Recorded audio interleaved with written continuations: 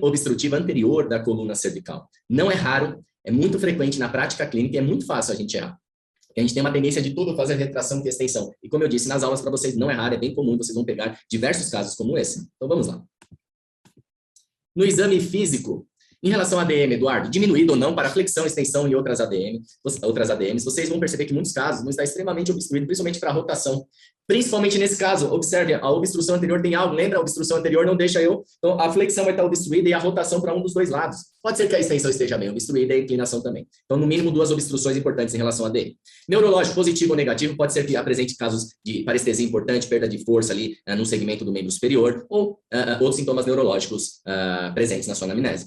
Normalmente, você vai encontrar ele como negativo, por ser uma obstrução anterior. Vai ter parestesia, mas na hora que você desobstrui, tudo vai embora, tá? Sensibilidade alterada ou não, depende. Cada paciente vai ter seu quadro clínico, ok? Específico. Em relação aos testes de movimentos, Eduardo, responde bem com movimentos de preferência de protrusão, que é flexão de cervical baixa, e flexão, ok? Protrusão da cabeça é flexão de cervical baixa. Como o Eduardo faz direto? Vai direto para a flexão. Estou dando dicas da prática clínica, ok? Isso é importante. Mas, conceitualmente, protrusão é extensão de alto, mas flexão de baixa, ok? Então, normalmente, eu já parto direto para cá. Ok? Flexão. Fala assim, olha para dentro do peito da senhora ou lá para o umbigo. Ela faz só assim com o olho. Tá? Então, flexiona mesmo. Tudo bem? No exame físico, teste de movimentos, melhora com a protrusão ou flexão, normalmente flexão, ok?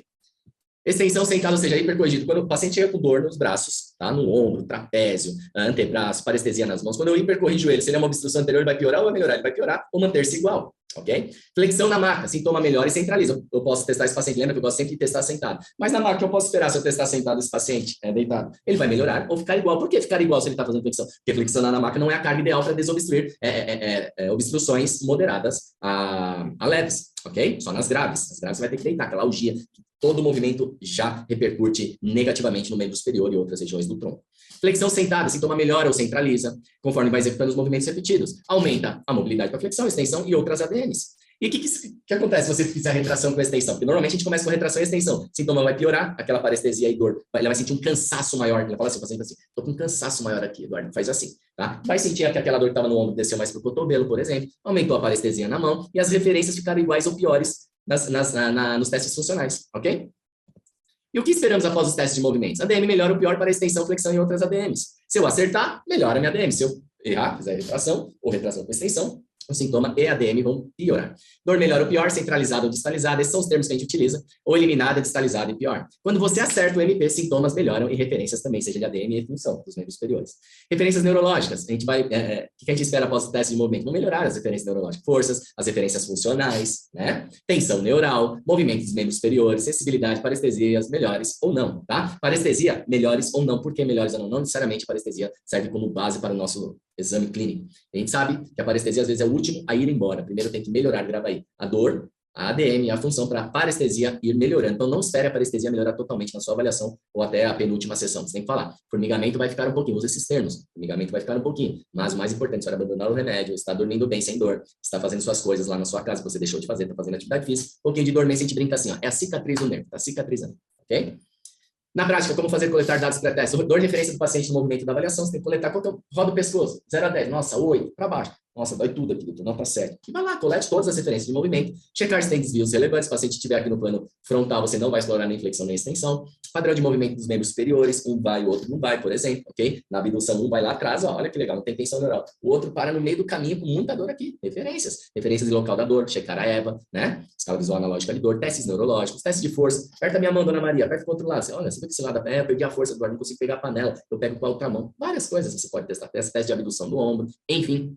ADM e dor na flexão, extensão, rotação e inclinação. Tem que testar tudo. Tá? Colete dados e mostre referências ao seu paciente. E aí, se for casos moderados, assim, sempre já vai aqui, ó. Tá? Já vai aqui. Sentado na cadeira ou na maca, como na imagem aí, de baixo. O paciente está muita dor, muita obstrução, vai ter que deitar. O paciente assim com uma figura acima aqui, ó. Olha aqui, ó. Assim como essa figura, ok? Você vai, já peguei vários pacientes que eu tive que desobstruir deitado para depois sentar e depois evoluir carga em flexão. Então, eu só vou deitar meu paciente quando tudo que eu faço periferiliza a dor dele. Vou ter que deitar esse paciente e colocar flexão repetida nele deitado na maca. E aí ele vai melhorando, sentado, tá tudo bem, dor tá centralizando, os braços já não doem mais, etc. Né? E eu vou evoluir carga em flexão. Flexão com mais pressão do paciente. Aí ele vai colocando mais pressão durante a melhora clínica dele. Profilaxia, sentar sem rolo nesse paciente em flexão, eu não vou falar para sentar retinho. Eu vou falar sempre assim. Vou manter esse neutro na cadeira, apoia bem a coluna lá e trabalha normal um pouquinho de flexão, ok? São detalhes que fazem toda a diferença. Profilaxia mantém e estimula a atividade física após 7 a 10 dias, tá? Para quebrar as crenças sobre dor, sobre impacto. Esses pacientes cervicais, como eu disse nas aulas anteriores, tem um pouco de bandeira amarela, né? Tensão, problemas emocionais, então o esporte vai liberar mais serotonina, mais endorfina, mais confiança, melhora a autoestima. Isso vai agregar muito no seu tratamento, ok? Sempre estimule a atividade física independente. Vai fazer 2 vezes por pilates, vai fazer pilates e 2 vezes vai fazer a corrida que ela gosta, ok? Qual é a frequência dos movimentos? Com todas as obstruções, cada 3 horas, mais ou menos. 2 horas e meia, 3 horas, realize 10 a 15 movimentos. Realize 10 movimentos ao levantar da cama, 10 após o banheiro, o banho e 10 a cada 3 horas na sua empresa, ok? Na empresa, realize séries de 10 a 15 flexões sentado na cadeira com ou sem carga extra. Aí vai depender se o paciente se deu bem só com flexão ou com carga extra. Tem que falar direitinho qual é o remédio e a dose desse remédio, para que você e o paciente tenham êxito a curto prazo em poucas sessões nessa cervicalgia, cervicobraquialgia, enfim, ok?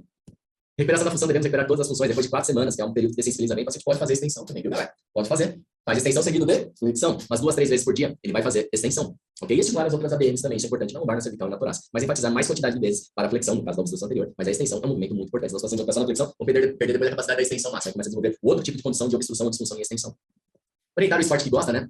A literatura apoia o retorno da atividade física em todas as condições de lesões da coluna, exceto em bandeiras vermelhas. Nós devemos quebrar as crenças de impacto sobre a coluna do paciente, sem ter medo de correr, fazer esporte, por causa do médico e o fisioterapeuta para fazer esse gesto aqui. Desmistificar sobre travesseiro